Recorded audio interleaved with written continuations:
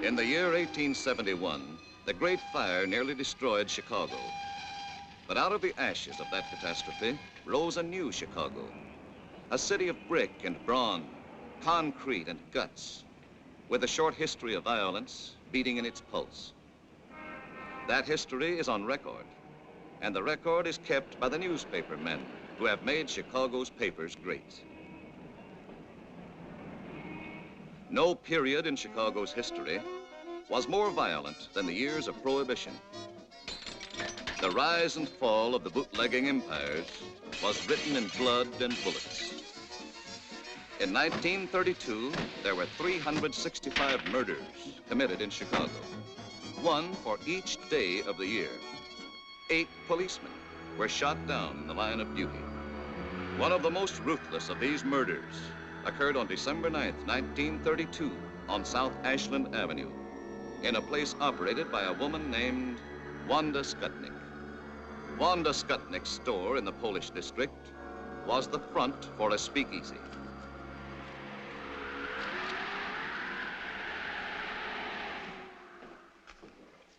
You got change for 20? That's all right. Pay me next time.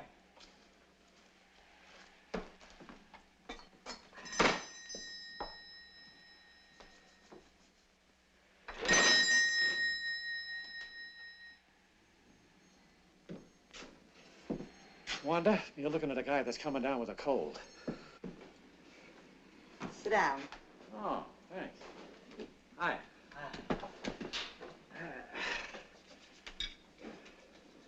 For a cold, this is good. Thanks, Wanda.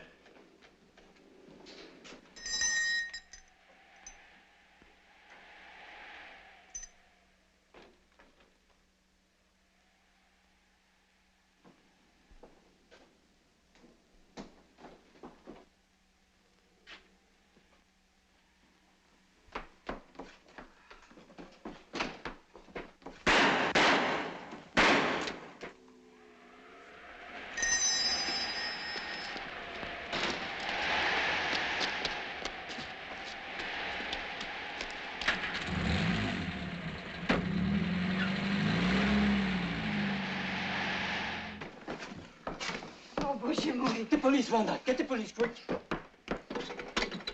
Hello. Hello, Central. Get me the police. Yeah, quick, please.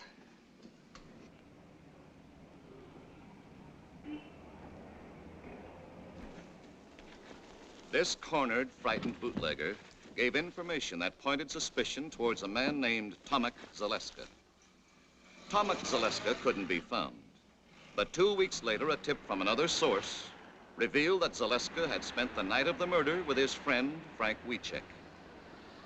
The police closed in on the home of Helen and Frank Wiecek.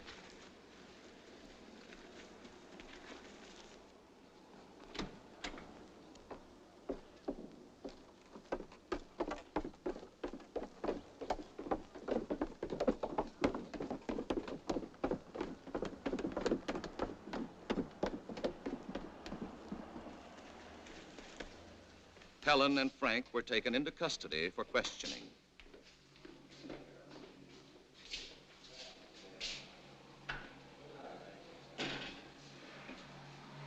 Frank Wiecek admitted that Tomek Zaleska had spent the night of the murder at his home, but insisted he knew nothing about the crime. Why did Tomek want to sleep at your house? Well, he was having trouble with his old man, and he was afraid to go home. When did you last report to your probation officer? Last Friday. You're sure it wasn't Thursday? No, I know it was Friday, because that was the day my wife told me she was going to have a baby. You went to the probation officer on Thursday, not Friday. There's your report card. You're confused, son. Try to be a little more accurate. Where were you at 3:30 on December 9th? I was with my wife. I remember because I was helping her shell walnuts for a cake she was making. You were wrong about the day you saw the probation officer. Maybe you're wrong about being at home shelling walnuts for your wife on December 9th. I know I made a mistake about the probation officer, but I know I'm right about the other thing. This statement was signed by your wife an hour ago. My husband was home with me on the 9th of December. I remember this because he was helping me pick dates for a cake.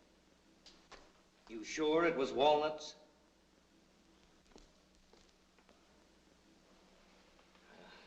I don't know. I'm sure she must be mistaken.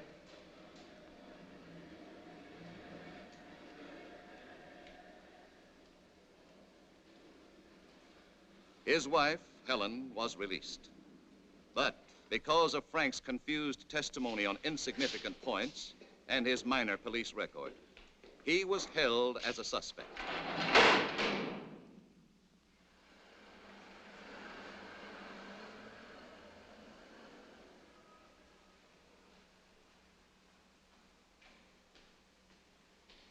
Eventually, after hiding out for 6 weeks, Tomek Zaleska, protesting his innocence, surrendered to the police. You knew we were looking for you. You know we'd pick up your good friends Helen and Frank Wiecek. And why did you give yourself up if you were innocent as you claimed? I was scared. Sometimes I used to hang around Wanda's place. When I heard they were picking up everybody she knew, well, I figured nobody would miss me, so I just beat it. I know now I made a mistake. But I came in on my own hook, didn't I?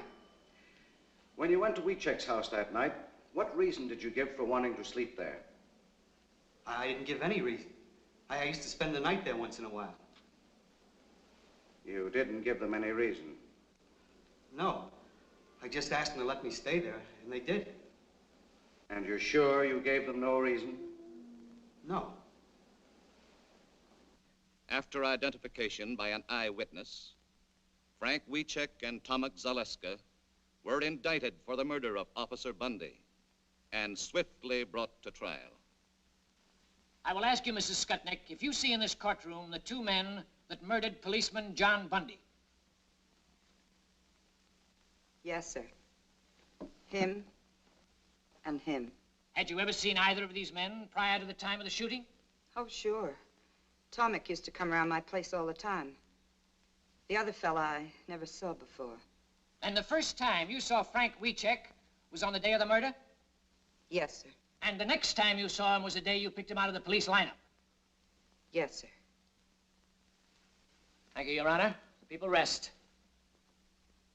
Both men received a sentence of 99 years to be served in Stateville Penitentiary. This happened in November 1933. Frank and Tomek went to prison. The case was forgotten for 11 years.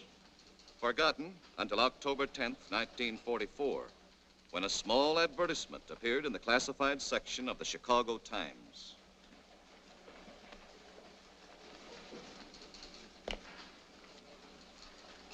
Boy! Yes, sir? Give me the file on John W. Bundy, cop killed in 32. All right. And get McNeal. Yes, sir.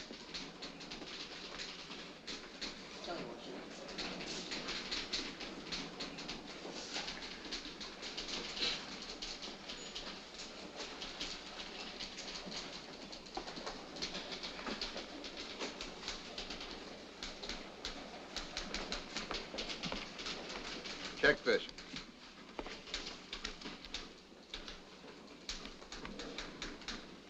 What do you make of it? Well, I want to know why it's worth $5,000 to someone to find out who killed a cop 11 years ago. 1932 was open season for cops. Over on the north side, they were shooting them in pairs like a brace of ducks. This is all I could find on that cop killed in 1932, that Bundy guy, Mr. Kelly.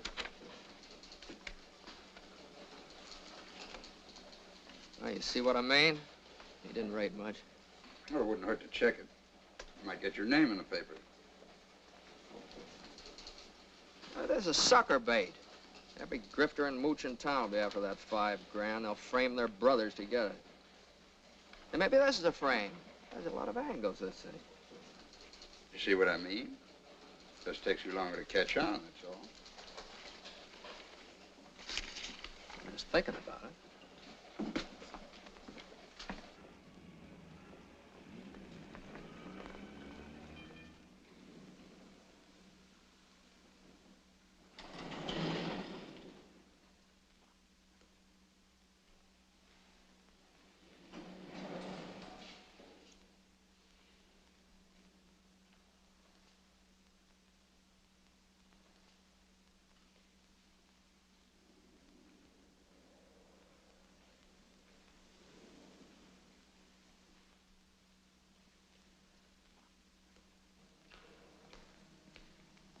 I'm looking for Tilly Weecheck. What you want? I called Northside 777. They said I'd find her here. I'm Tilly.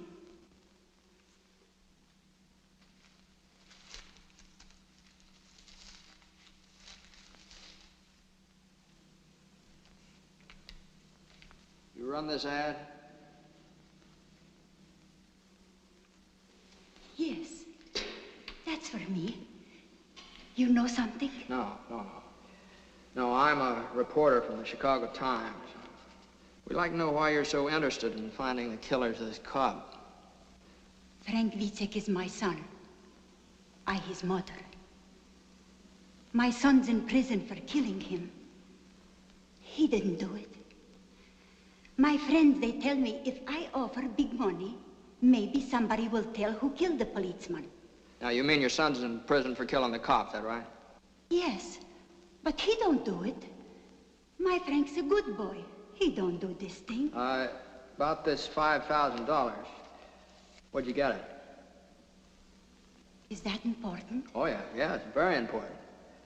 Where he got it, where you got it, might have a lot to do with the case. He might have it hidden away someplace. Maybe you got it from some mob that's trying to spring him. No. I work. I scrub floors. 11 years. I never miss a day's work. I earned it. Every penny. 11 years? That's a long time. Yes. You just say it. My boy, he lived it. Believe me, mister. You don't know my Frank. But me, I his mother. Well, you mean you got some new evidence, something that wasn't brought up at the trial? No. That's why I try to buy new evidence. No, you're just wasting your money. You'll get cheated out of it. No, not me. Look, lady. He's in for 99 years. Now, if you want to make good use of the money, send him lots of cigarettes and candy, try and keep him happy. You're very kind. But I not use my money for candy or cigarettes. If you're not able to help, I get my Frank out someday. Somehow, I dream of this day. $5,000 a lot for a dream. Yes. 11 years. I dream and I work. First, I tried $3,000. Nothing. Now I try $5,000. Suppose nothing happened. Then I work 11 more years. I get $10,000. But my boy, someday he get out.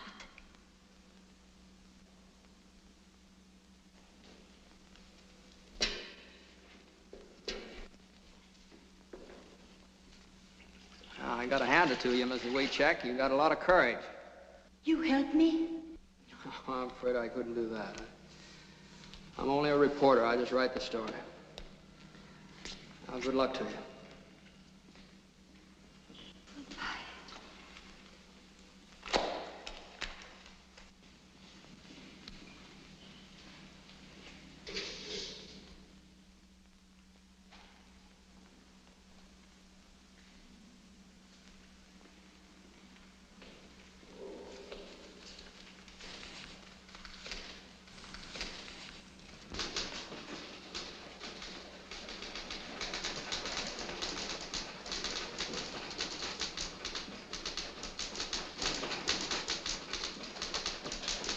Great job, Max. Thanks, Charlie.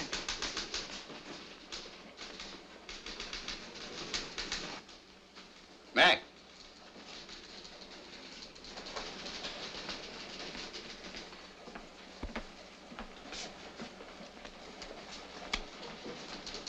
Hey, this story on the scrub woman, pretty good. How'd you like to follow it up by going out to Stateville and interviewing her son? Oh, now, wait a minute. I didn't write the story to glorify the son. He's a cop killer. Well, you got any proof he's a cop killer?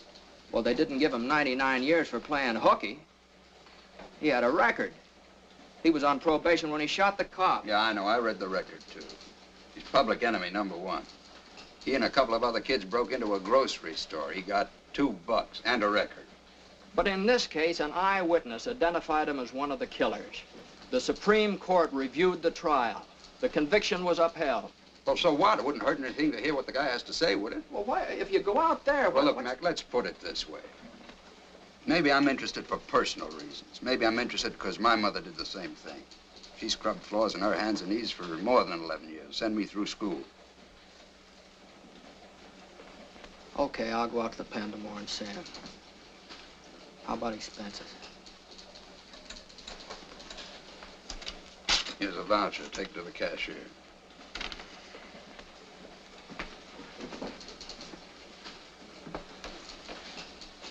Kelly. I happen to know that your mother had a small annuity. She never scrubbed a floor in her life. You never got past the 5th grade.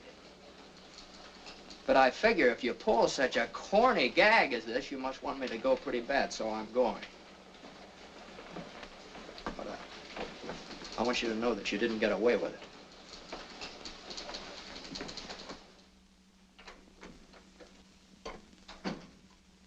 Jim? Yeah? You're early tonight. What happened? I gotta get up at 8:30 in the morning, go out to Stateville and see that scrub woman's boy. Got something to eat for me? Mm-hmm, it's all ready. Hey. Hi. Hi.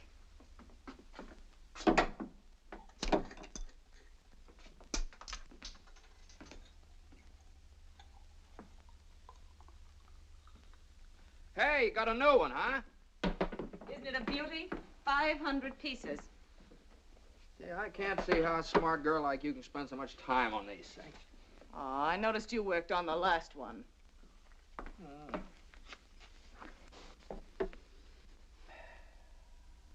know, that was a marvelous yarn you wrote about that Polish woman.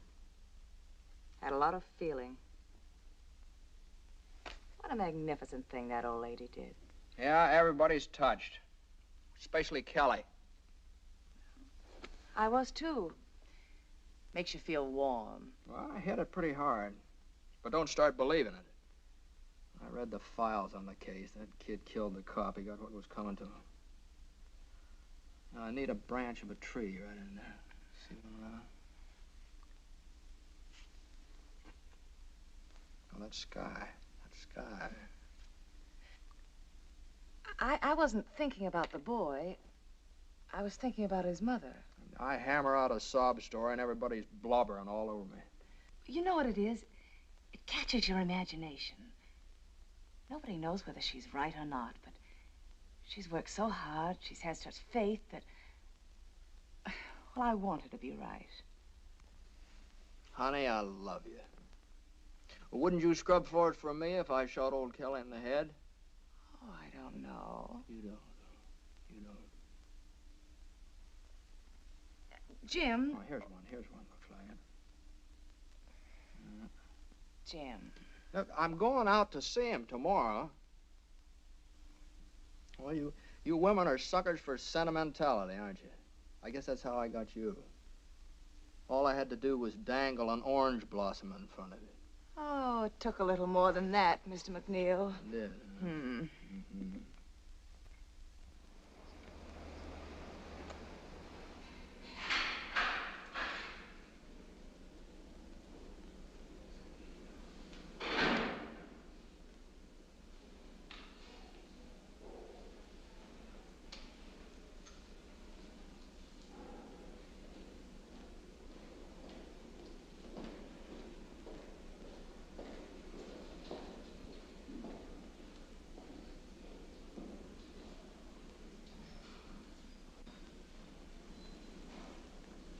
What kind of a guy is he, Warden? I like him. Oh. Frank, this is McNeal of the Chicago Times. He wants to interview you. Now, you don't have to consent to this interview or answer any questions if you don't want to. But I do want to. Sure I want to. Okay. That's fine. He's yours. Sit down, Frank. The Times has taken an interest in your case. I came out to ask you some questions. Yes, sir. I'd like more of your story, your side of it. I need an angle, something to hit the public with, you understand? Yes, sir. Now, You knew about the ad your mother ran in the papers, and the $5,000 reward. Yeah. Did you know she was scrubbing floors to earn that money? Yes, I did. All she lives for is to get me out. I guess that's all I've got to live for, too. Well, that's a very good angle to play up. Your faith in your mother, her faith in you. You know, if you're guilty, you're just letting her slave her life away for nothing. She knows I'm not guilty. Uh-huh. I read the news clips, transcript of the trial. They don't whitewash you, the way I see it.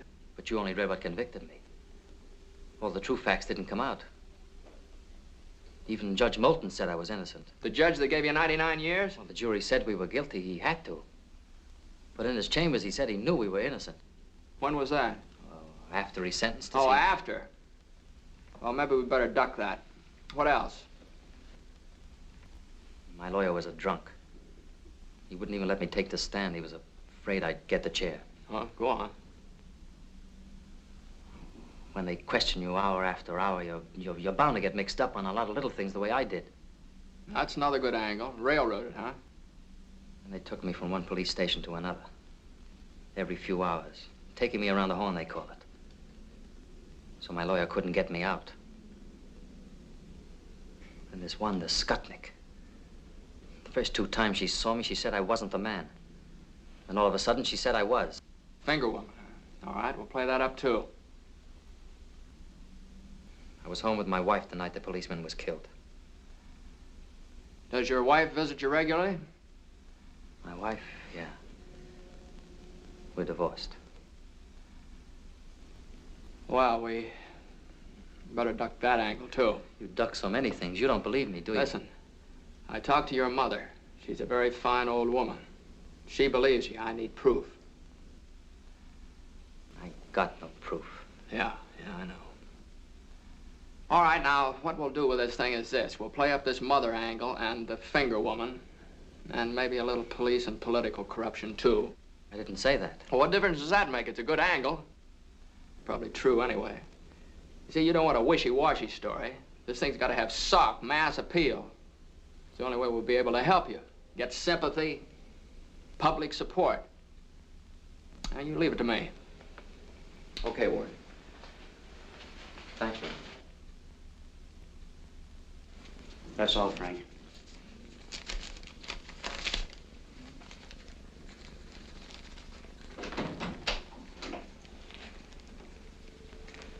Are there any guilty men out here? Not if you hear them tell it. Sure make a hard pitch, don't they? 99 years is a long time. Maybe he'd been better off he got the chair.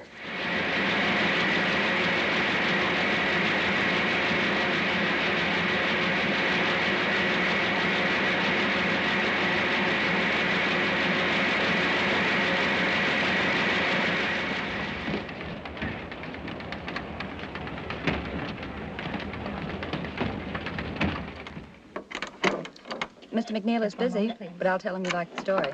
You're welcome. Yes, the Times is going to continue with the WeCheck case. You're welcome.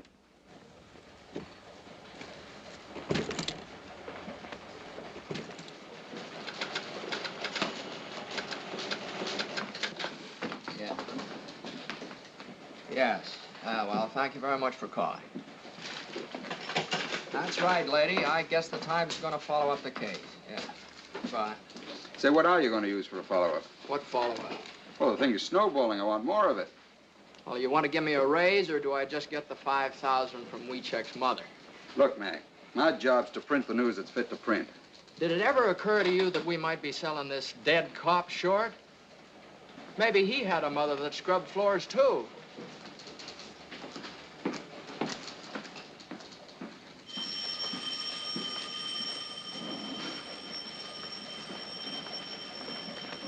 And another thing, you remember what WeCheck said about that judge that promised him a new trial? Well, the judge died 3 weeks after the case was closed. He's been dead for 11 years. Now, WeCheck's a pretty smart cookie, you know. He gives me a lead and knows I can't check up on it. Well, why don't you take a different lead? Look, Mac, you know we're getting on the average of more than 20 phone calls per hour from our readers. And every time that phone rings, you see those great big juicy headlines. I know, Chicago Times clears innocent man. Well, why not? Well, why not? It's impossible, Kelly. You can't do a thing like that. Listen, Mac, if you don't like the story, if you think he's guilty, end it. Write a finish piece and kill it. I'll take that deal. I'll interview his wife. She believed in him so much she divorced him. That ought to kill it for good.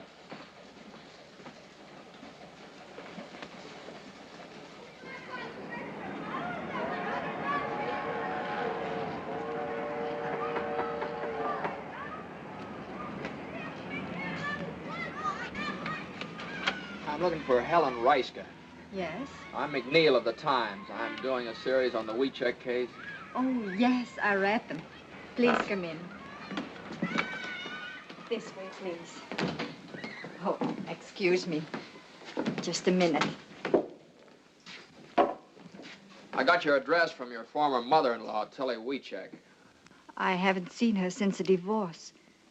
I guess she doesn't feel very kindly towards me. Will you sit down, please? Do you think there's a chance that Frank will get free? Do you want him to? Sure, I want him to. Would you be waiting for him? No. No, I wouldn't. I'm married again. Oh. But I'd be glad for Frank, because he's a fine man. And because he's innocent. He was at home with me when the policeman was killed. Yeah, I know. You were baking a cake. You loved him then, I mean. I did. Very much. But the lonely nights were too much for you. You couldn't go on that way. No. Is that it? No, that's what Tilly might think. I loved him. I would have stuck to him. But Frank wanted me to get the divorce. Did he pick out your new husband for you, too? It's the truth. Did you contribute to the reward money, or did Tilly earn all that by herself? Oh, I couldn't help. I haven't anything. My husband, Mr. Reiska, takes care of me and my boy. Frank's boy. I can't ask more than that. He is a good man. And he loves me, and he loves the boy. We're lucky. Yeah, you seem to have got out of it all right. Mr. McNeal, I told you the truth about the divorce. Frank wanted it. Well, it's going to be very hard to make people believe it. Frank's wife says he's innocent and shows her faith by divorcing him, you know. But that's just the way it was. I went up to see him that day, wanting to make him keep up hope, wanting to cheer him up. He looked depressed, the way you do when you're terribly worried.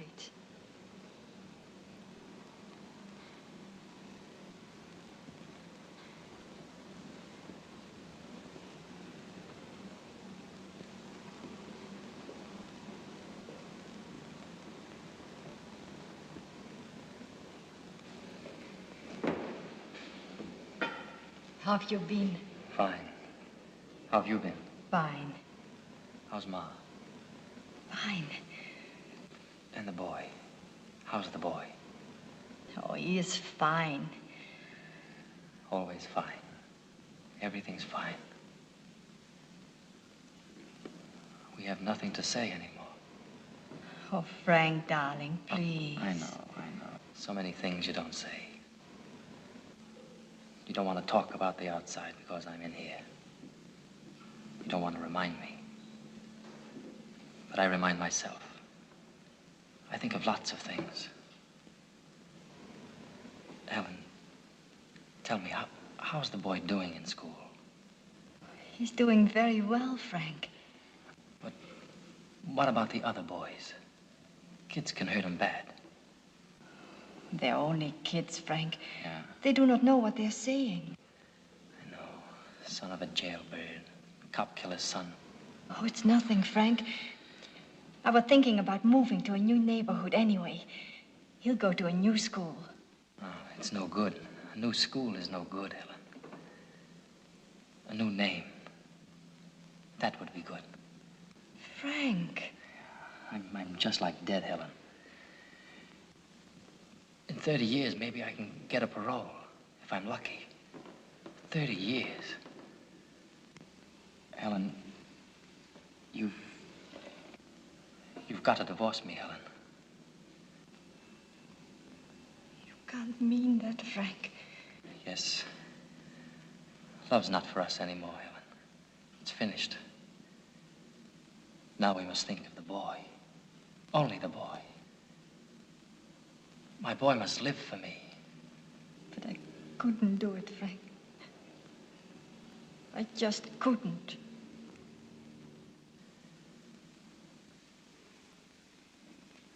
And for over a year, I wouldn't do it, Mr. McNeal. But Frank kept begging me and begging me. Then I met Mr. Reiska. He loved me, and he was fond of little Frank. He understood everything about us. Well, what about the boy? Does he know? Yes, he knows. But now everyone calls his father Uncle Frank. We've made a point of that. Look, Mom, Brandon! No! You lost the other one. This is Mr. McNeal of the newspaper. And that's my husband, Mr. Reiska. Reiska? And that's my boy, Frank. How are you? Say, I'd like to get a couple of shots of you and the boy, if it's all right. That's all right. Come on, son. Come over Sit- here, sit right Frank. there. There you are. Come on.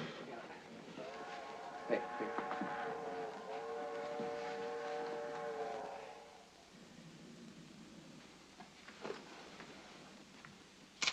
Mr. Reiska, you mind if I ask you a couple questions? Certainly not. Were you in Chicago in December 1932? Yes, why? Did you know Helen then? What do you mean, asking such a question? Any objections to answering? No, no objections. He's got to ask everything, dear. I know that. I didn't meet Helen until after she was divorced. This can be proved by our friends. I see. You understand I have to ask a lot of questions. Sorry. What's he asking all the questions for anyway? What's the big idea? Well, it's about your Uncle Frank. He's not my uncle. He's my father. Well, thank you, folks. Goodbye.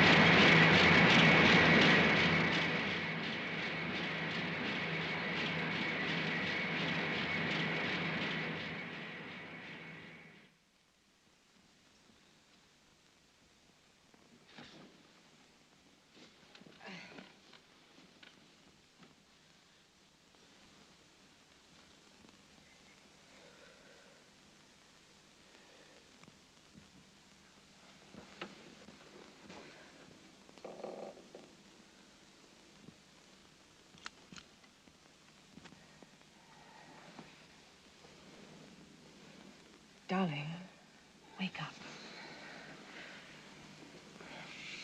What's the matter? Huh? Hungry? Want a nice sandwich? Oh, no. You've been gnashing your teeth and making an awful noise.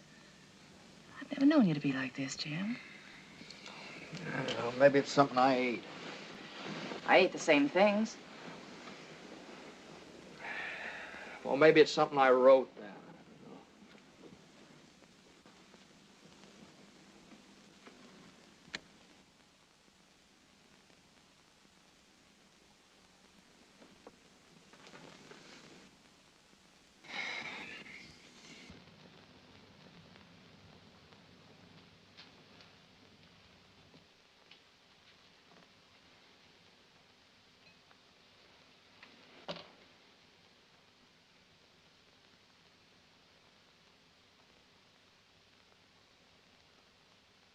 You look nice. Will you marry me? I did. Oh, yeah, that's right. Thanks. You're welcome. Just remember I'm here. Come on over here. Maybe we can work this out together. What's the matter? Won't the pieces fit together? Some of them, but they make the wrong picture. Pieces never make the wrong picture. Maybe you're looking at them from the wrong angle.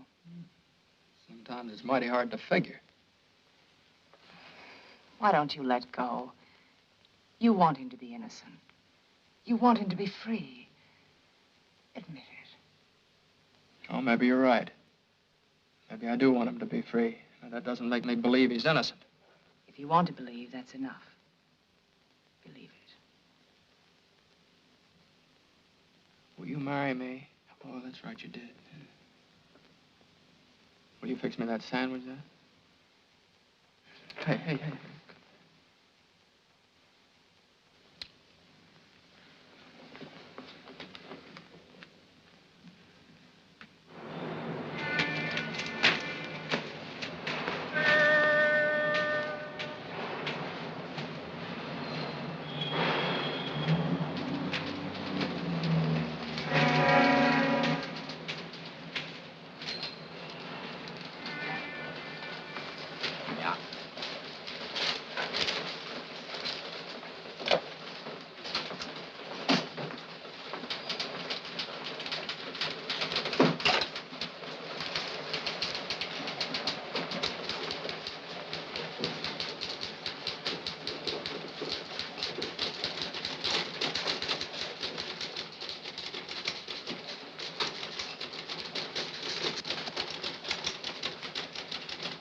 Hey, Kelly, have you seen this item on the warehouse fire? Might be a firebug, arson ring. You think there's anything to it? There might be. I'll follow it up. Is that an assignment? Sure. Oh, Mac, I know there's nothing more to the WeCheck case. It's all washed up. But before you tackle this warehouse yarn, the warden called me this morning. WeCheck wants to see you again. Well, for what? I don't know. Maybe he wants to confess. Well, I was just up there. Don't I get time off for good behavior? WeCheck's been up there for 11 years, Mac. That cop's been buried longer than that.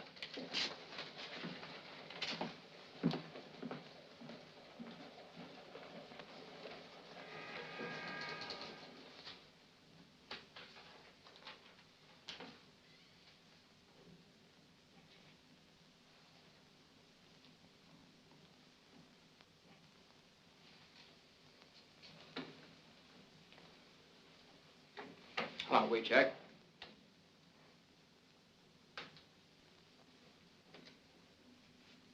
Mr. McNeal, I sent for you to tell you that I don't want you to write anymore about me or my family. I've read what you've written. I've seen the pictures of my mother, my wife, and my boy. We poured our hearts out to you, unashamed. Well, you wanted help, didn't you? That's the only way you can get people interested in the case. Nobody's going to read a little two-line ad like your mother ran in the paper. 500,000 people have been following this story. Now, somebody might know the killers and get in touch with us. I don't want that kind of help. I'll stay here 1,000 years. But you must not write anymore about my wife and my mother and my boy. My mother is doing this for me, not to sell your papers. Oh, now, wait a minute. I made my wife divorce me, so my boy has a new name. Now you put his picture in the paper. You spoiled everything for him. I don't know. I thought I was doing a good job. No. This is writing without heart, without truth. Before I thought maybe some crook lawyer would try to get the $5,000 from my mother. But this I never figured. Yes, I say it. I'll stay here. I'll stay here 1,000 years. But never write anymore about my family. Leave them alone. Leave alone my wife and my boy.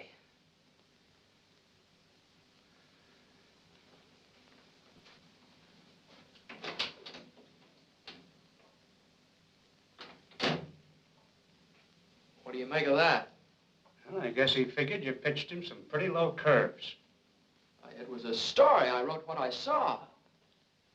You know, up here, every man claims to be innocent. But the prisoners are the harshest judges of themselves. And they believe we have only two men who don't belong here. Tomek Zaleska and Frank Wiecek. All right, Warden. Say, I wonder if you'd let me try something else. I'd like to talk to Tomek Zaleska. Okay.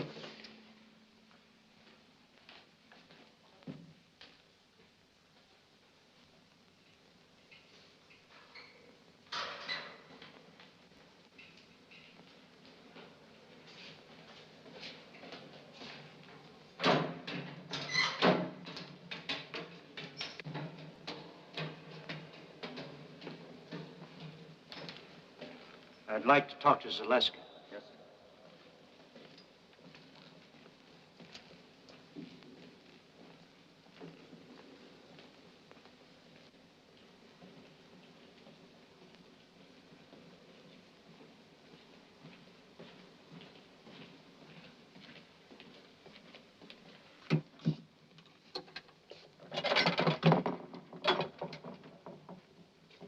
Tomek, this is McNeal of the Times. He'd like to talk to you.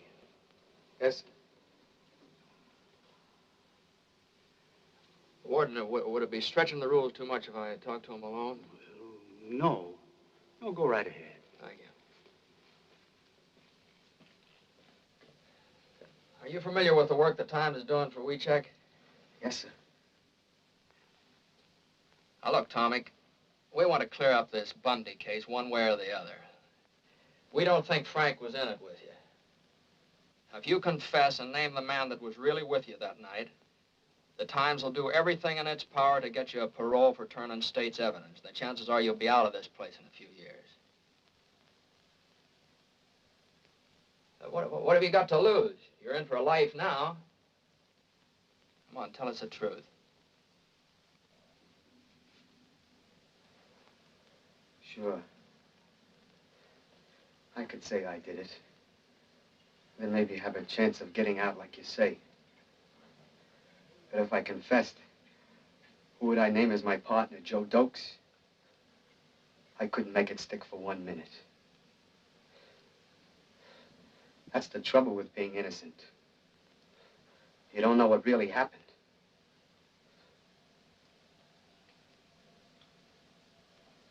I didn't do it. Me and Frank had nothing to do with it.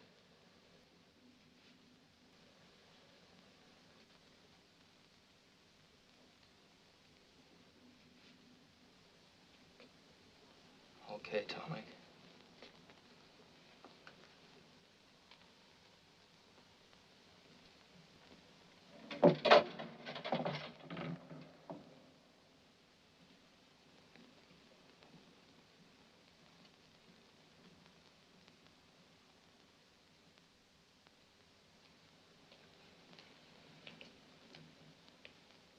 Well?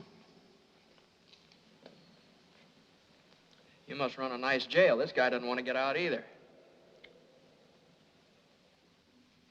And I'm gonna get this out of my system if I never write another line. Warden, do you think Wiecek could talk to me again? Yeah. Yeah, I imagine he would. I'll take you over to the hospital. He works there.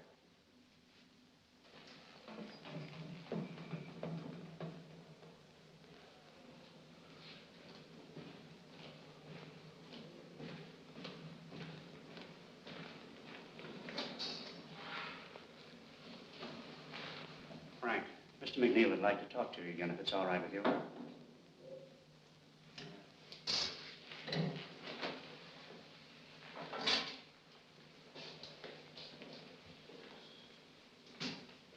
Look, Frank, I've decided to go on with this case. I'll slant the story your way. I also want you to know that I'm still not convinced you're innocent, but I'm willing to dig, get the facts. But remember this, if I ever catch you lying, I'll blast you so hard you won't even get a parole when you're 33 years or up. Is it a deal? I've nothing to be afraid of. It's a deal. Okay, Frank. Now, I want you to give me some information.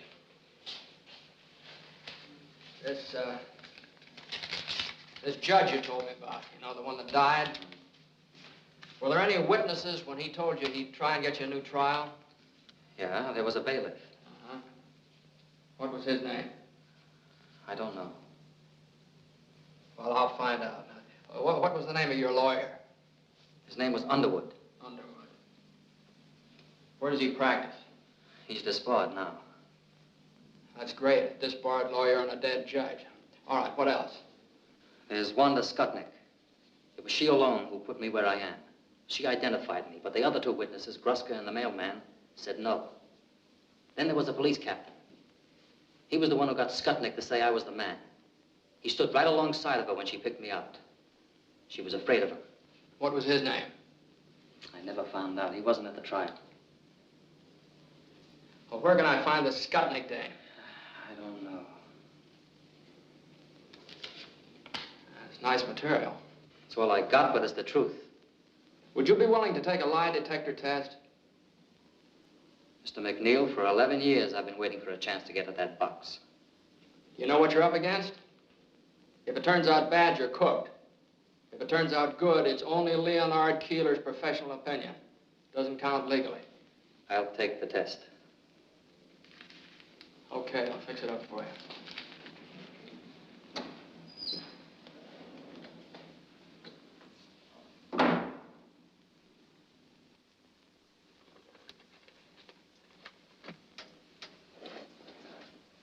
Listen, kid, take it from me.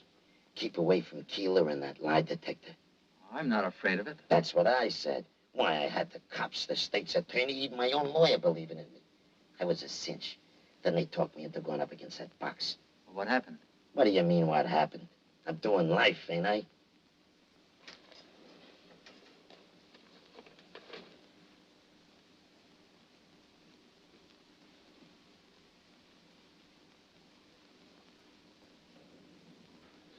Well, the only thing the machine is for is to record the emotional reactions of an individual. We place a blood pressure cuff about the upper arm of the subject, and then through the impulses to the timbre system, record the variations in blood pressure and pulse on this stylus. Then the pneumograph is fastened about the subject's chest, and we record the changes in the respiration. And the electrodes fastened on the palm and the back of the hand to record the changes in electrical conductivity of the skin. It's a very sensitive criteria for emotional reaction, emotionality. Oh. Mr. Keeler's all ready for you, Frank. Sit down, Frank. Just take it easy and relax. I'll do the best I can, Mr. Keeler.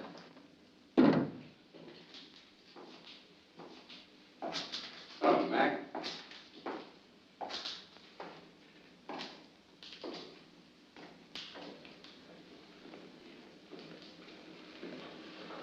What are you doing here? I was driving out to Decatur to see my brother and thought I'd stop by. I'd never seen a lie test before. Decatur's out the other way. Yeah, well, I took the detour, the long way around. Yeah.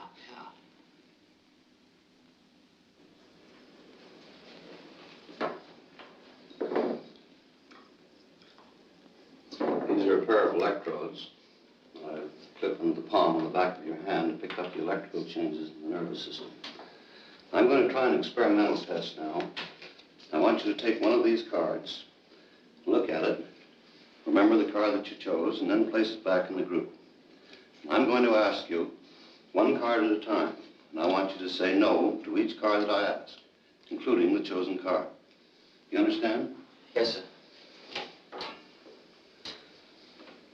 Now just face forward. Don't watch the machine.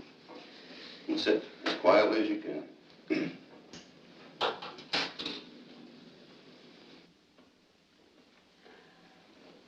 Hey, what's he doing that for? Oh, he's forcing him to lie so it'll show on the graph. Gives good basis for judging Wiechek's reactions. Did you choose the 7 of clubs? No. Did you take the 3 of spades? No.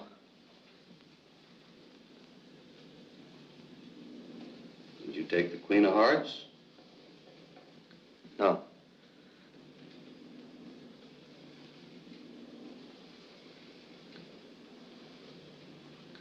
take the ace of hearts? No.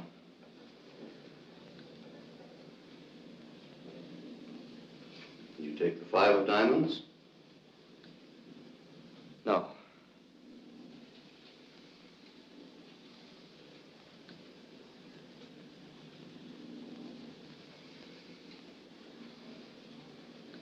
Did you take the 6 of clubs? No.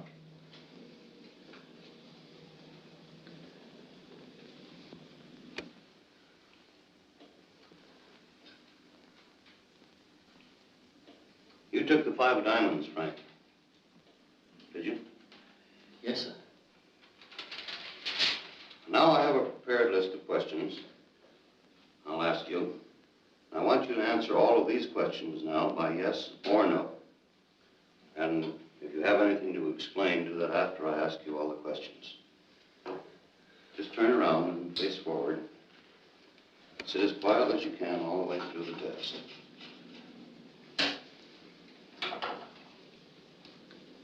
And don't forget, just yes or no all the way through.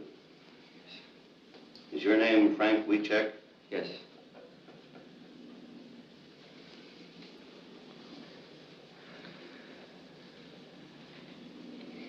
Did you have breakfast this morning? Yes.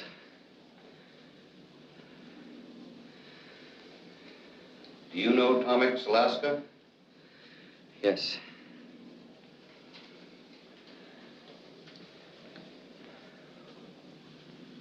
You're 6 feet tall, aren't you?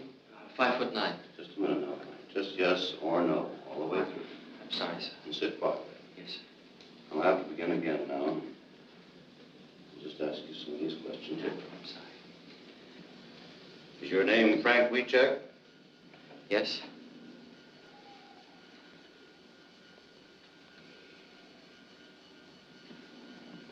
Were you in Wanda Skutnik's store on December 9th? No.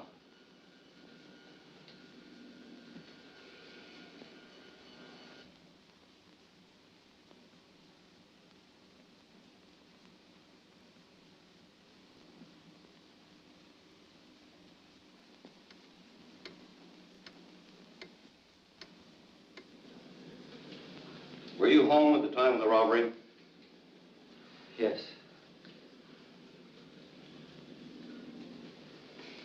That's all I'm going to ask you. Just sit quietly now for a few moments, and I'll take it up. Yes, sir.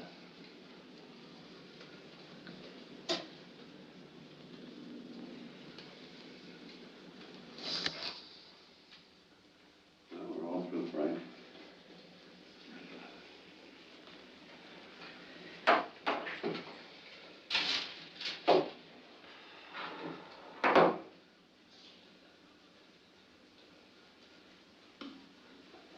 Bye, and I'll probably see you later. See you later, Frank.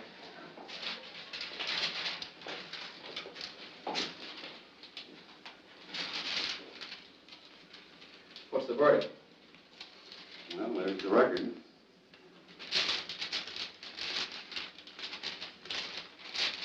Well, what's that jump there? Well, he reacted in all 3 curves, very specifically. He lied to that question. Is that where you asked him if he killed Bundy? No. Are you married? Well, but he didn't lie. He isn't married. He's divorced. Yes, but he's a Catholic, and he still thinks he's married, and he feels within himself that he's married. And so he reacted in deception. But do you think he lied about anything else? Well, we run so many records today, 4 or 5 of them. I'd like to take a little time to go over them and compare one record with another and the reactions. And, well, I'll call you later on this afternoon and let you know.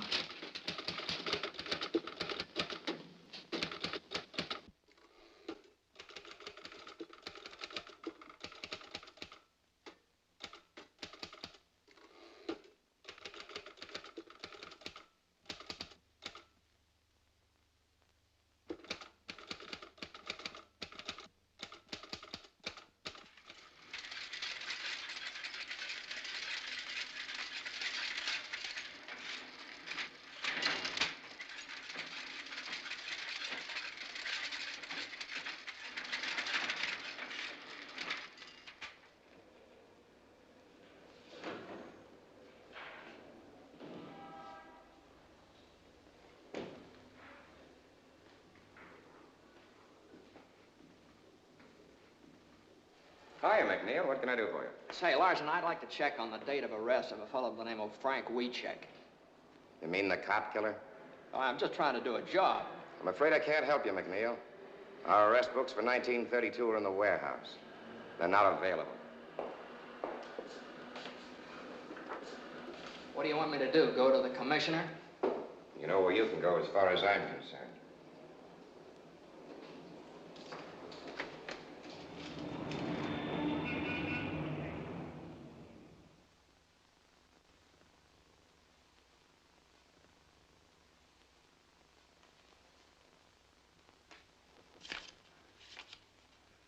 Here it is. Booked for murder December 23rd.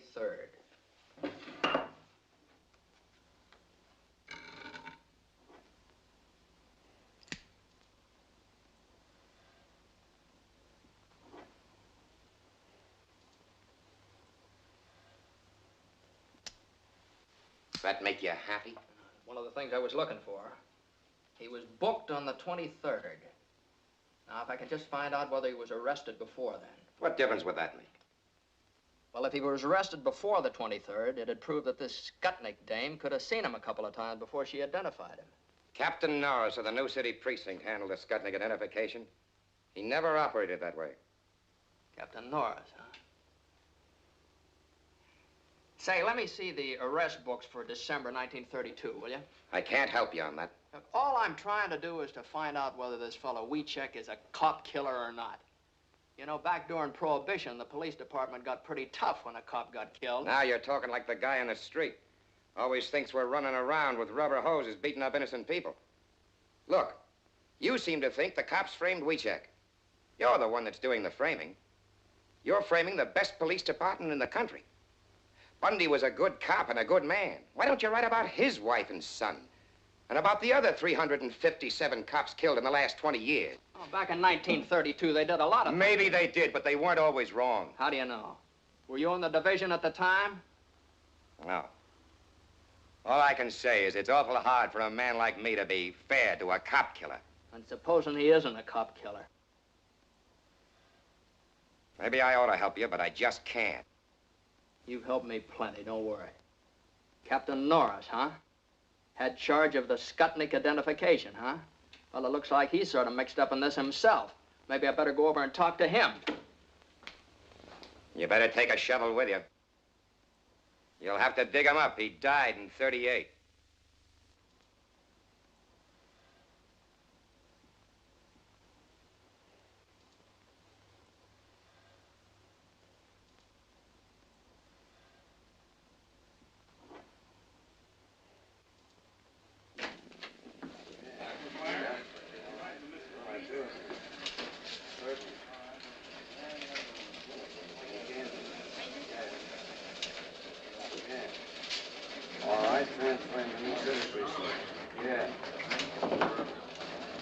Hi, Mac. Off your beat, ain't you? Yeah, sort of. I need some help. Lay off of me, Mac. The word's gone out to keep away from you. I've done you a lot of favors, Matt. Now, is there any place I can find some records of people that come in here and look at the police show-ups? Material witnesses. Somebody might have been subpoenaed to come in here and identify Wiechek. If we kept that kind of stuff, the books would fill Soldiers Field. Well, now, would there be any photographs, anything We like don't that? take no pictures in station houses. Press boys might get a shot of the witnesses on the steps, but never inside. Now, look, Mac. If I'm seen talking to you, I'm going to be back walking my old beat. Now, why not be a good guy? And don't be here when I get back. May I use your phone? Yeah. Use that line. Don't touch those.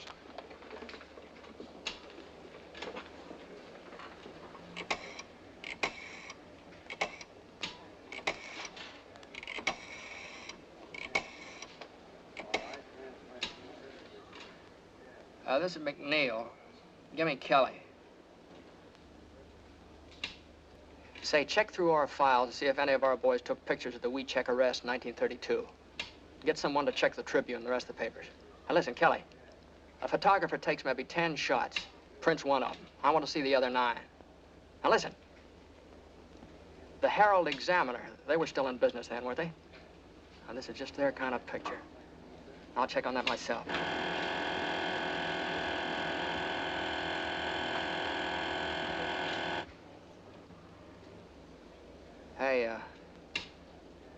Just thought of something. See you later.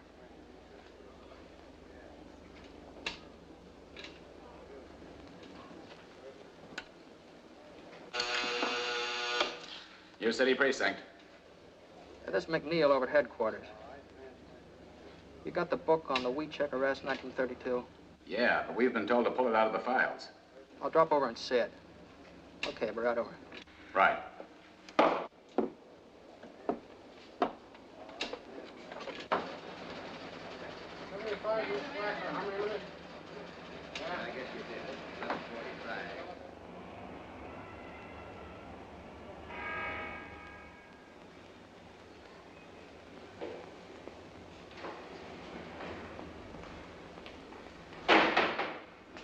Yeah, I'm McNeal. I just phoned you from headquarters.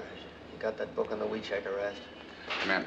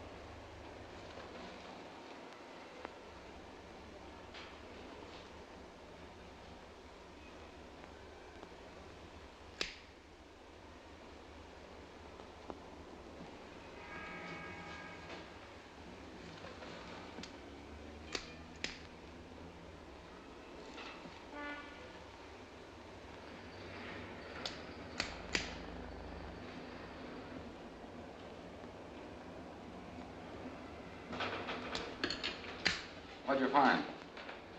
Weecheck was arrested in the morning of the 22nd. He wasn't booked until the afternoon of the 23rd. Norris took his time, didn't he? What'd you say your name was? McNeal. What division? I'm McNeal of the Chicago Times. This is confidential information. This is public information, and I'm entitled to use it. We've got our orders. You got a beef, you talk to the state's attorney's office. That's a good idea. I think I will. In the meantime, I wouldn't let anything happen to that book if I were you.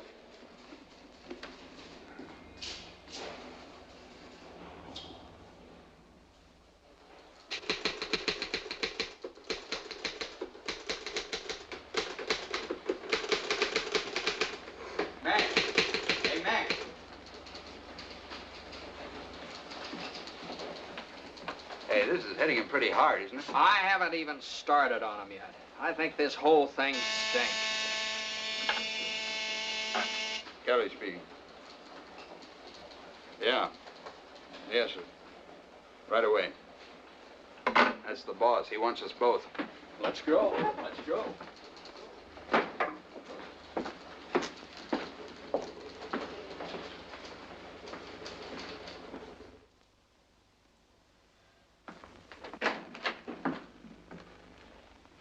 Go right in, Mr. Kelly. Mr. Palmer's waiting.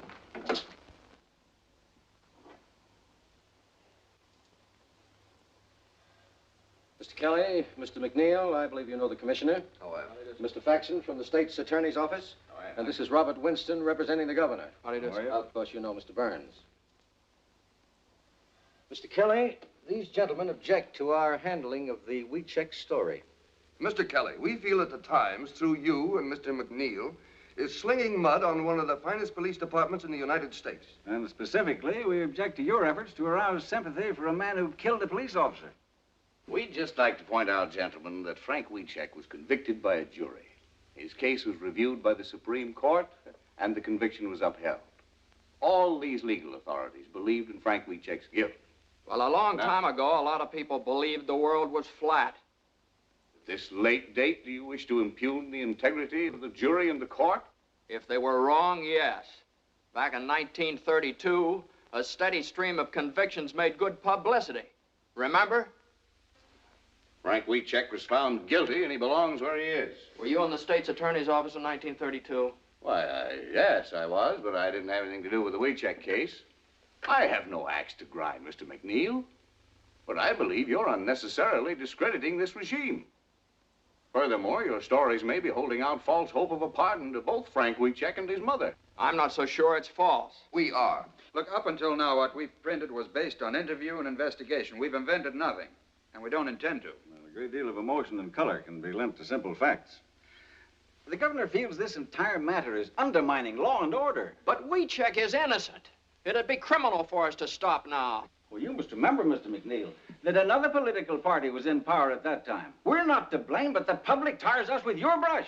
You can't destroy the confidence we built up in this regime just to sell newspapers. It may have started like that, but it isn't that way anymore. Now, look, gentlemen, believe me, this man is not guilty. I don't know if he's guilty or not, but we don't want this police force persecuted anymore. Well, what's the difference? Oh, now, just a minute, gentlemen. The governor wants this thing cleared up.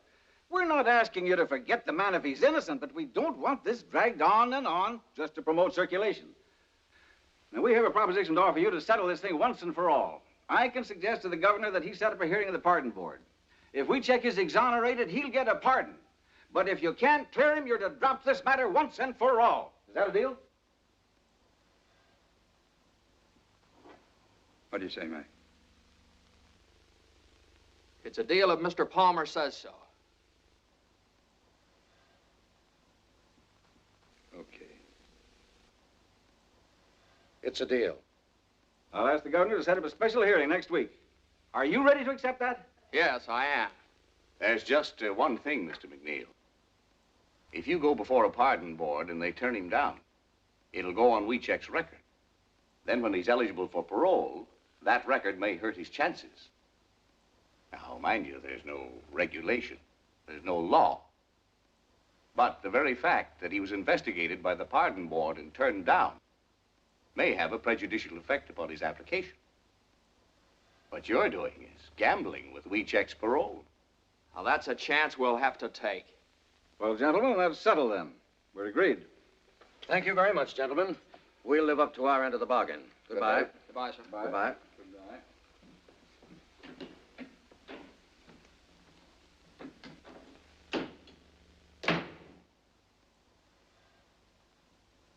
Well, you two seem to be satisfied, but Mr. Burns doesn't seem to be.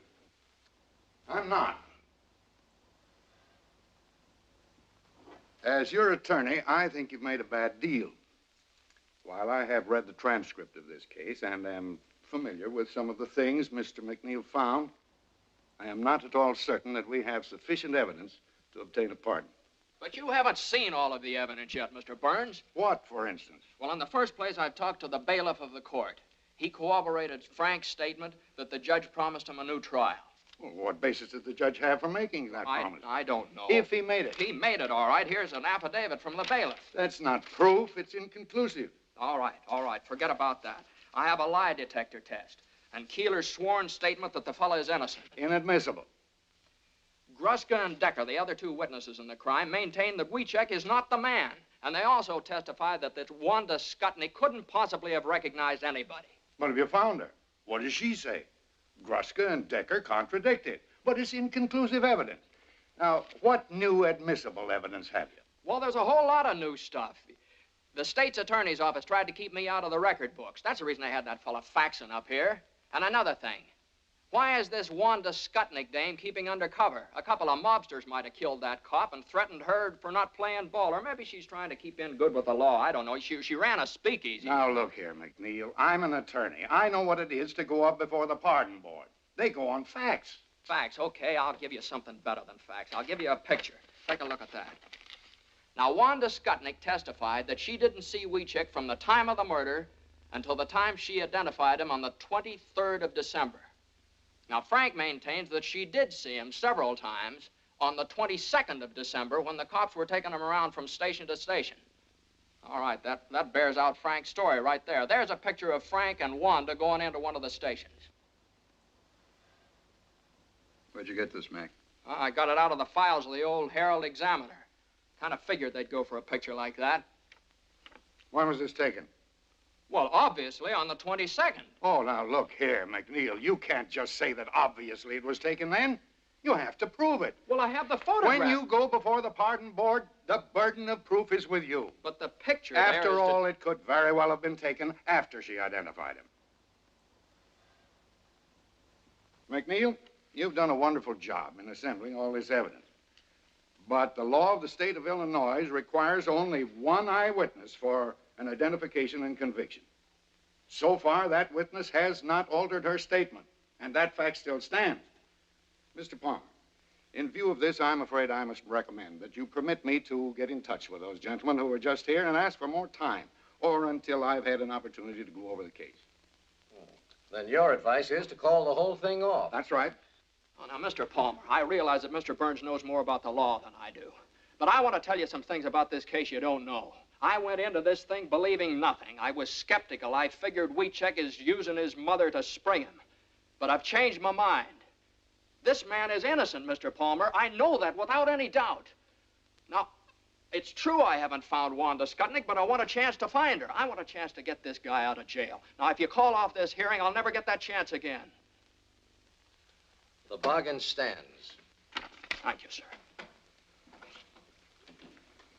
Just a minute, McNeal. Let me give you one last piece of advice.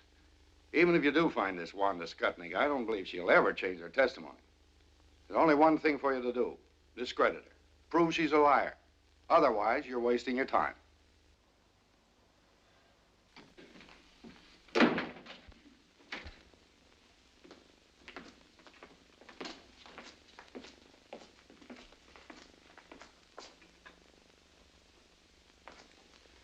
Yeah, that's great. Great speech, Mac. Now you've really got to find Wanda Skutnik. Now, listen, Kelly. I haven't been wasting my time. I know a lot about Wanda Skutnik. Now, she used to run a speakeasy. All right, she's probably still in the liquor business. She's Polish, and she used to run around with a guy that works in the stockyards. So don't let your enthusiasm get you into trouble. Back of the stockyard's a tough neighborhood. Oh, wait a minute. No, don't scare me, Kelly. Can you speak Polish? No, I can't speak Polish. But if I have to learn to speak Polish to find her, I'm starting right now.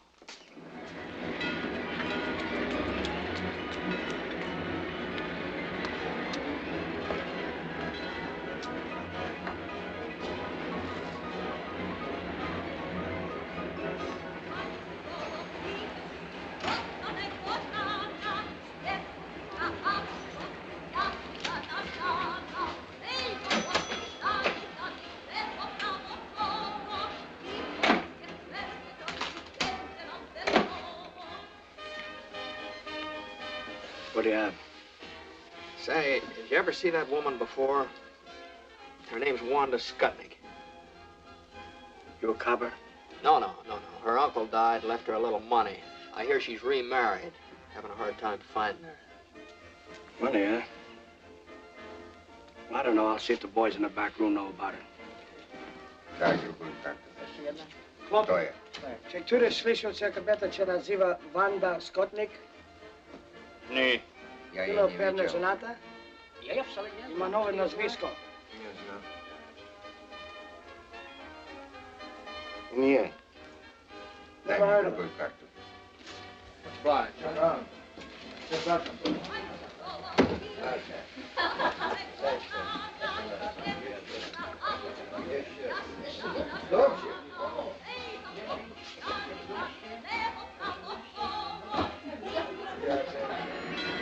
McNeal divided the district back of the yards into blocks and sections, and for days and nights systematically combed every beer parlor and saloon.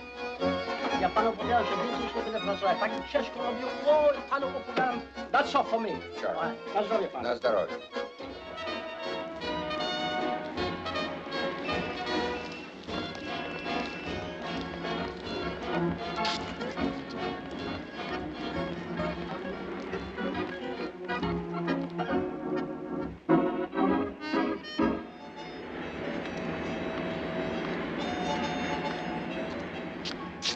Ja mam 21. Ile ty masz? Ja wszystko wygrałem.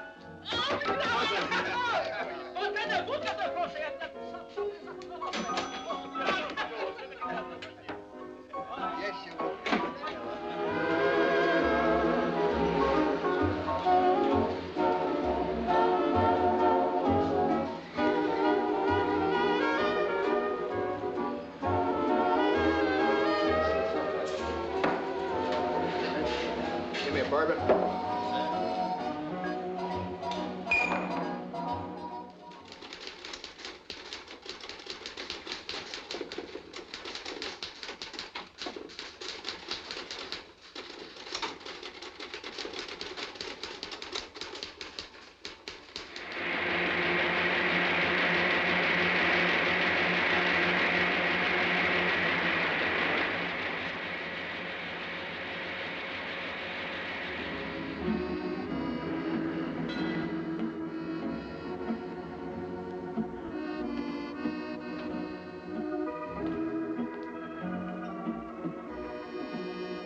have? Just a rye.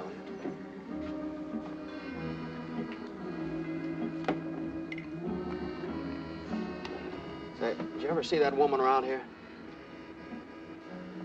No, I don't think I have. Her name's Skutnik, Wanda Skutnik. A lot of women come in here, but I don't know them by name.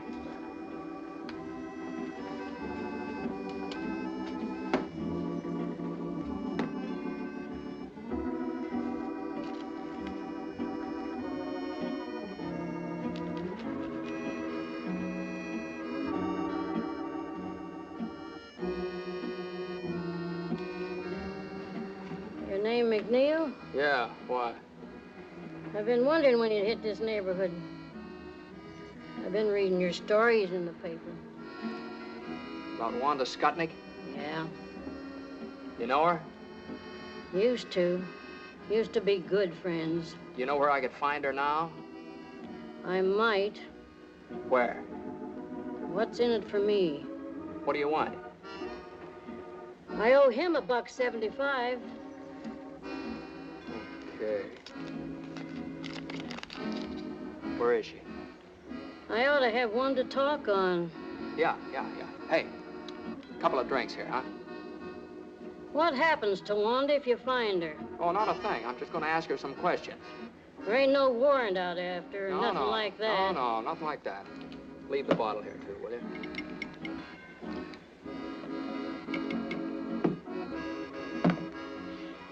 She hadn't ought to thrown them bricks at me.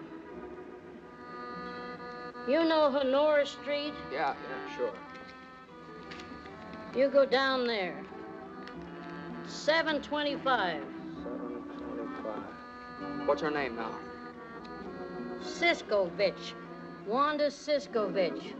But don't tell her I said so. She's got a bad temper. I don't want her throwing no more bricks at me. Won't tell her a word. There you are. Thanks.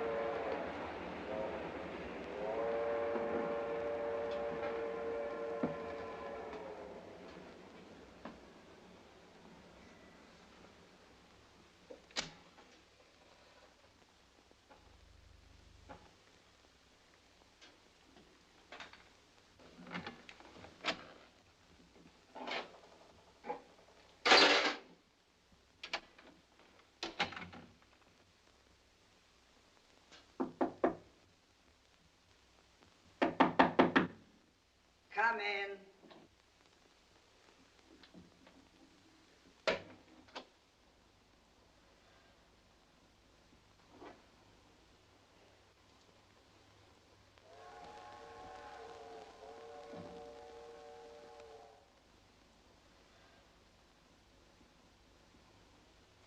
Who are you?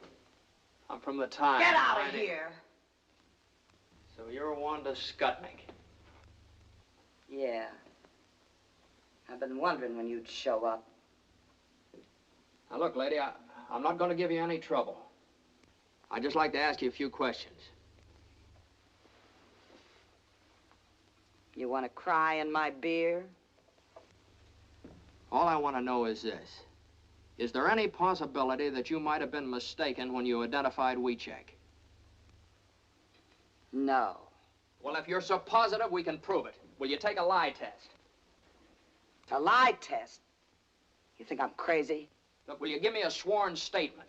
I did my swearing in court. How many times did you see Frank before you identified him? Never. You didn't see him before the police show up? No, only when he killed the cop. Look, I said all I got to say. That's all there is, see? What do you mean that's all there is? There's a lot more than that. This kid's been up in the pen for 11 years. Now, look, I've got to go before the pardon board day after tomorrow. Now, Frank's got a good chance to get off if you help him. I got no reason to help Wiechek, and I got no reason to help you neither.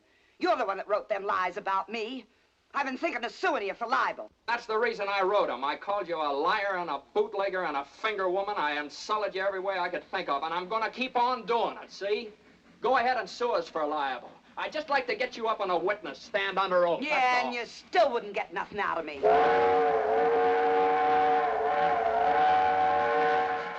Why you bother? Put that down. You want to go to jail? Now you get out of here. Now listen, maybe there's something you didn't think of. There's a $5,000 reward, you know. $5,000? And what's more, you don't have to do anything about it. Just tell me enough to clear things up, get Wiechek out, and you get the $5,000. So what do I gotta do? Just tell the truth. Who got you to identify him? Who are you afraid of? Nobody, nothing, nobody. I ain't afraid of nobody and ain't got nothing to say. Wonder, it's $5,000. Shut up! Now you get out of here. You ain't gonna get nowhere. I identified him. I told the truth. It's him. I ain't never gonna change my mind. It's him. Now get out of here. Boris!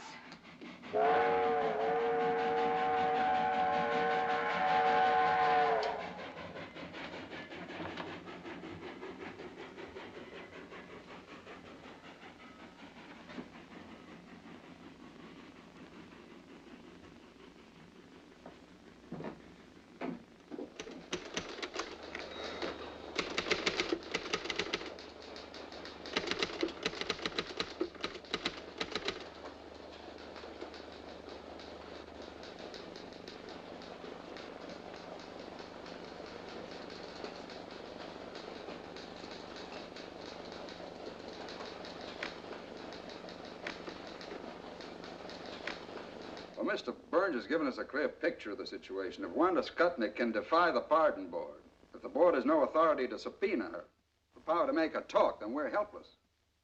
What do we do now? The thing for us to do now is for me to appear before the pardon board at Springfield this afternoon, present our apologies, and ask that the case be withdrawn. Will that appear on Frank's record? Will it spoil his chances when he becomes eligible for a parole? No, his name simply will not come before the board. All right. That's it, then. I'm sorry, Mr. Palmer.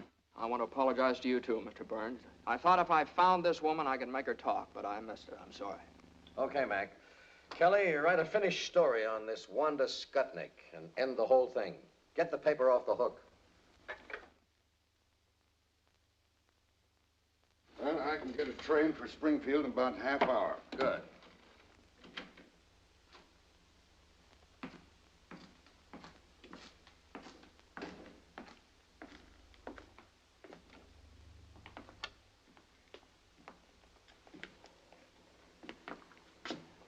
Big day for the Wiecheks. Write a finished story. Get the paper off the hook. How do you end it? Well, first you better go out and see Wiechek's mother. I couldn't do that. I just couldn't do that, Kelly. What do you want her to do? Read it in the paper?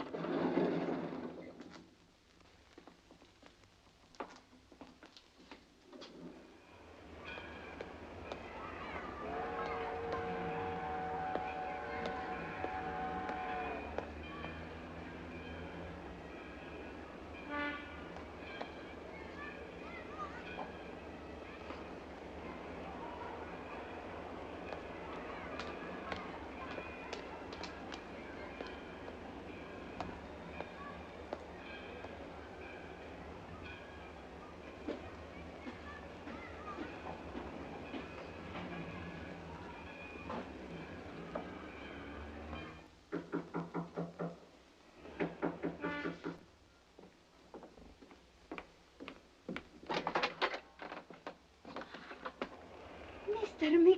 McNeal, come in. Thank Oh, I got to excuse myself. I was not expecting company. You mustn't regard me as company, Tilly. I was baking a pie for Frank. Please sit down. I'll get you some coffee.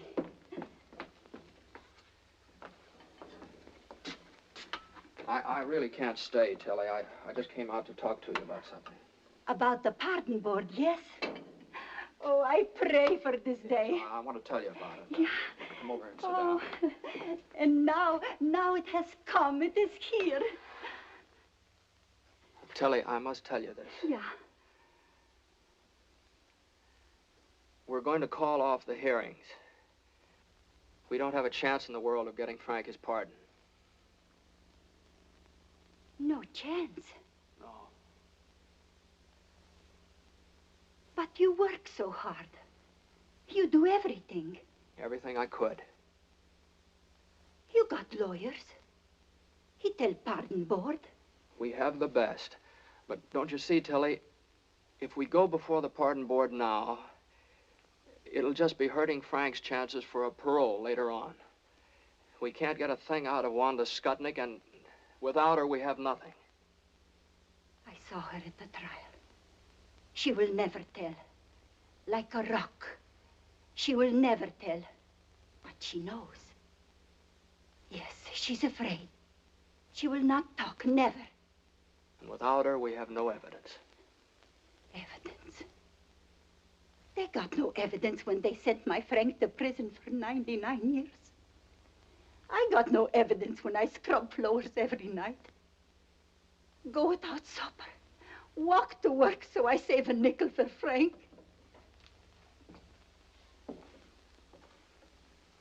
Evidence? What is this evidence?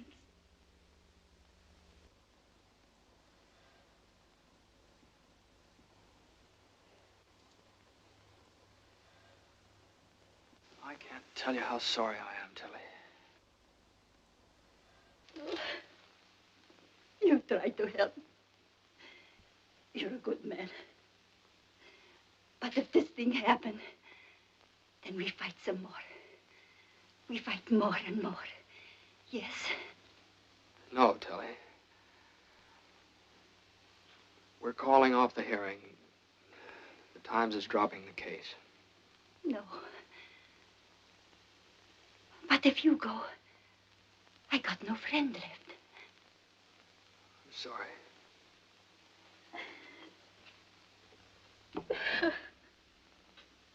No friends left. No friends no more.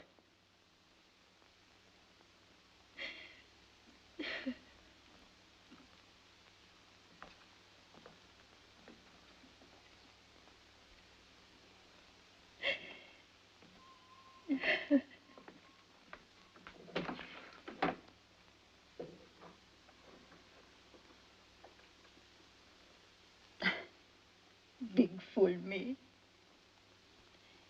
Sure, I got a friend.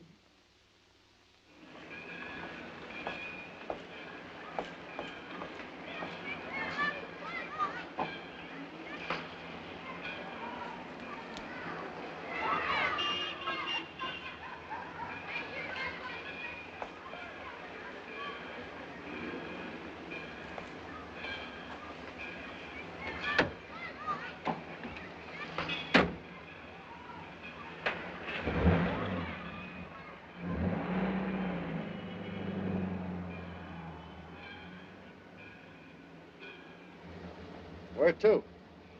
Now the Chicago Times. The other fellow's writing those stories, ain't you?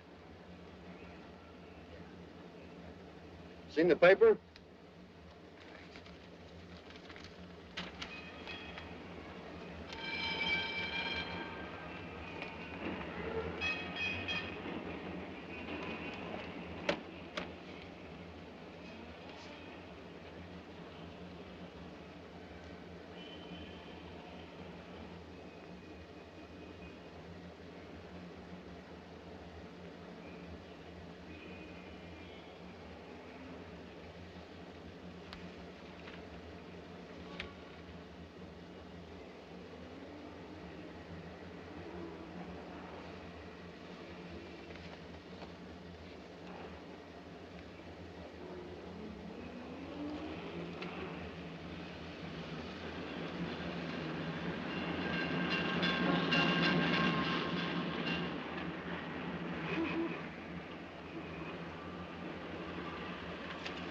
Hey, change that. Will you get me down to police headquarters? Fast you can. Right away. McNeal of the Chicago Times. First door on your left, Mr. McNeal.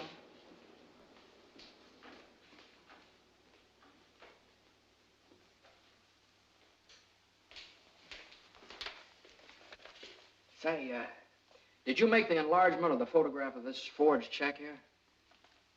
Yes, why? I got a picture here. I just wondered, could you blow that section of the picture up right there? Sure. Would all the details come out on it? Well, that depends. You got the negative? No, that's all I got right there. Well, then I'd have to make a dupe. How long would that take? Oh, a couple of hours. What do you think? Could you get started on it right away? Yes. But you're McNeal at the Times, aren't you? Been working on that wheat check case. That's right, I'm McNeal. At first, I thought this guy was guilty. But now I don't know. You take a look at it. Hey, can I use your phone? Sure, right over there.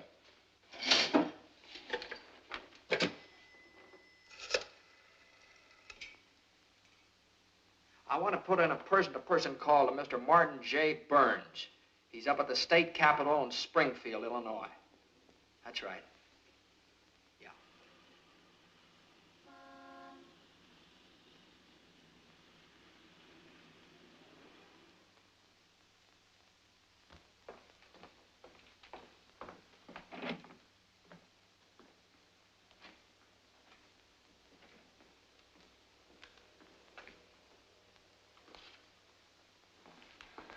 Sorry, gentlemen. The pardon board is in special session. The case of Frank Wieczek. Gentlemen, I feel somewhat at a loss because I came here to ask that the petition of Frank Wieczek be withdrawn.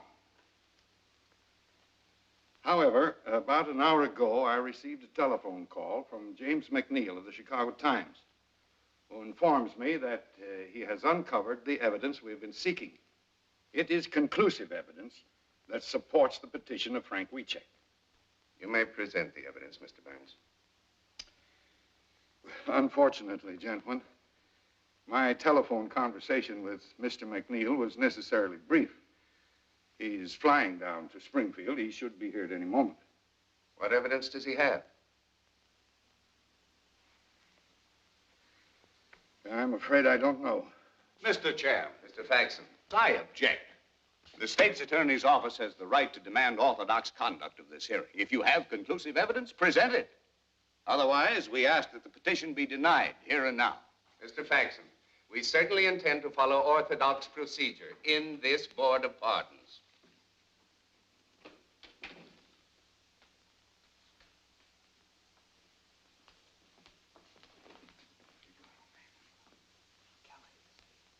Kelly's sending it over the AP wire. Have you got anything at all? Don't have a thing. We just have to stall them. Let me talk to them. All right. Mr. Chairman, gentlemen, I'd like to ask your permission to have Mr. McNeal of the Chicago Times address the board. Granted. Thank you, sir. Mr. Chairman, gentlemen, I'd like to apologize for being late, but it was just impossible for me to get here sooner. I don't know how much Mr. Burns has told you. Strictly from a reporter's point of view, understand. I've assembled what I feel is a very solid case. And of what does this case consist? Well, it consists of such debatable items as a lie detector test. Now, I realize that you're unable to accept that. You want evidence. But sometimes the weight of evidence, just because it's in the record, is heavy enough to crush the truth. We'll discuss the shortcomings of our judicial system some other time, Mr. McNeal. Yes, sir, I'm sorry. I realize that at the present time you want facts. We have a notarized affidavit from the bailiff of Judge Moulton's court that the judge felt that Wieczek did not receive a fair trial. We have those documents before us, Mr. McNeal. They could hardly be called conclusive. Yes, sir. But as you probably know from those documents, Gruska and Decker contradicted Wanda Skutnik's testimony, and those affidavits bear them out. The board is aware of that too, Mr. McNeal. But Wanda Skutnik has not altered her testimony, has she? Wanda Skutnik lied from beginning to end. She lied about everything. You know, it's a very funny thing about the Statue of Justice up there. She has a sword in her hand. It's a double-edged sword. Cuts both ways.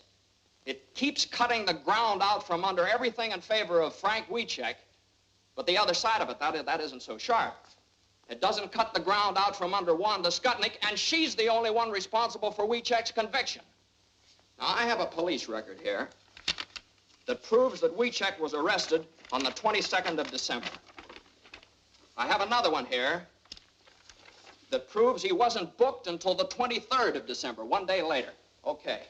Wanda Skutnik testified that she didn't see him from the time of the murder until the time she identified him in the police lineup. Here's a photograph of Frank Wiecek and Wanda Skutnik together going into a police station. Now, take a look at that, gentlemen. That's new, and that's the basis of my conclusive evidence.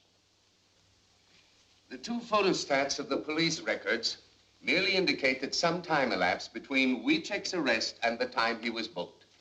As a reporter, you know very well that this is a common occurrence at police stations. Yes, sir, but what about that photograph? It must be perfectly obvious to you, Mr. McNeal, that we have no way of knowing when this picture was taken. Was it on the 22nd or the 23rd? Or was it during or after the trial? Yes, sir, I know. Now, gentlemen, that's what delayed me. Now, if I do prove that that photograph was taken on the 22nd of December, one day before Wanda Skutnik identified Frank Wiecek in the police lineup, how about that? What then? In that event, Mr. McNeal, we might be obliged to render a favorable decision. But can you prove it? Yes, sir, I think I can. I just need a little time. Time?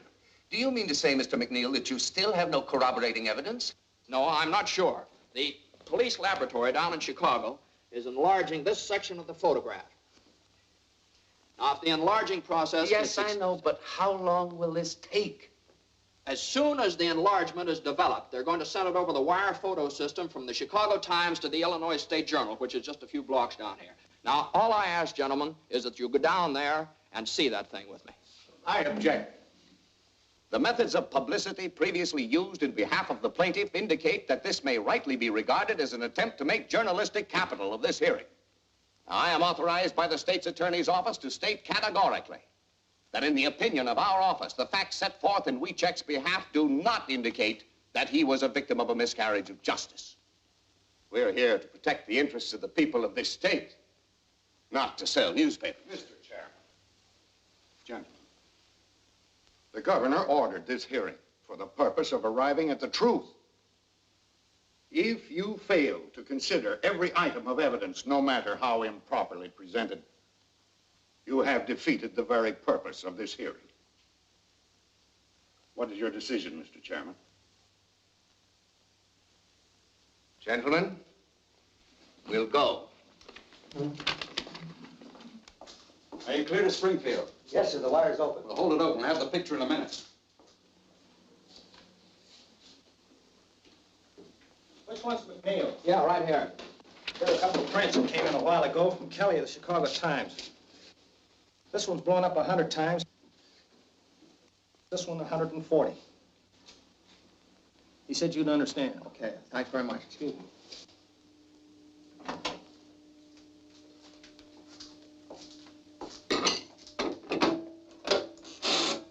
Ask them if they're ready.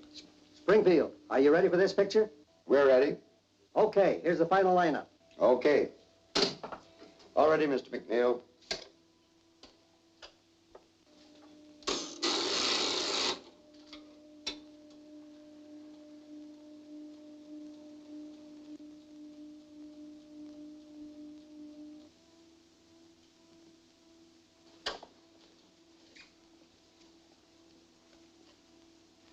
Gentlemen, let me explain to you what's happening here. As you remember, this is the picture I showed you before, you know, and this is the area we're working on right here, the newsboard. All right, now this print is that area enlarged 100 times. And this print is that same area enlarged 140 times. Now, the picture coming in now is this area right in here, blown up as big as possible. Well, what do you expect to find in the enlargement? The date on the newspaper held in the newsboy's hand. Is that possible? Frankly, I don't know, sir. It depends on a whole lot of things. The condition of the dupe negative, the density of the print. I've been doing a little praying, too.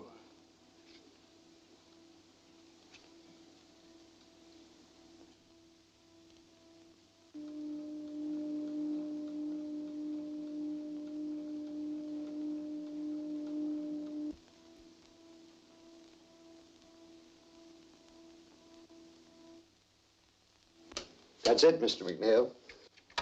Excuse me, please. How long will this take? Oh, it's a positive print. Shouldn't take long. You can come along with me if you want. This way, Colonel.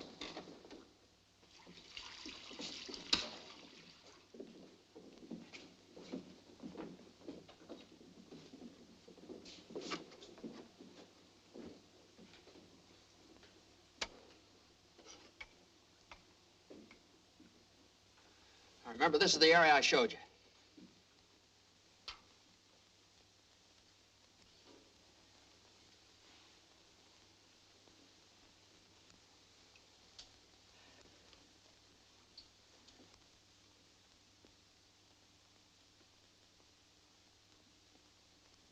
There, it's beginning to come through. Now, what's the date? What's the date?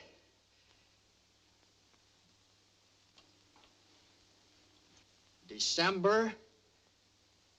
There it is. December 22nd. 22nd of December. There it is.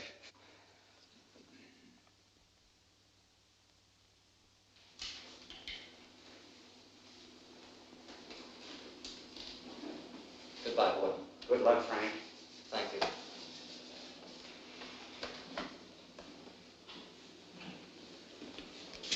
New suit and $10. Almost $1 a year. Oh, look, Frank. It's a big thing when a sovereign state admits an error. Remember this. There aren't many governments in the world that would do it.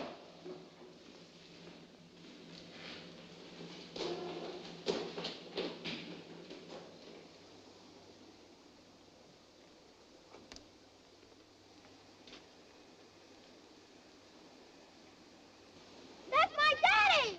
Daddy!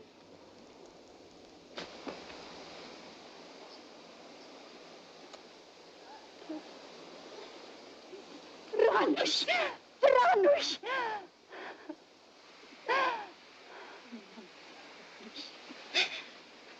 Helen. Frank. Frank, this is... Yeah, I know. I want to thank you for everything you've done for Helen and the boy. And I want you to know you can have the boy with you whenever you want him, and for as long as you like. Thanks. It's a good world outside. Yes, it's a good world outside. And Frank Wiecek is free. Free because of a mother's faith, the courage of a newspaper, and one reporter's refusal to accept defeat.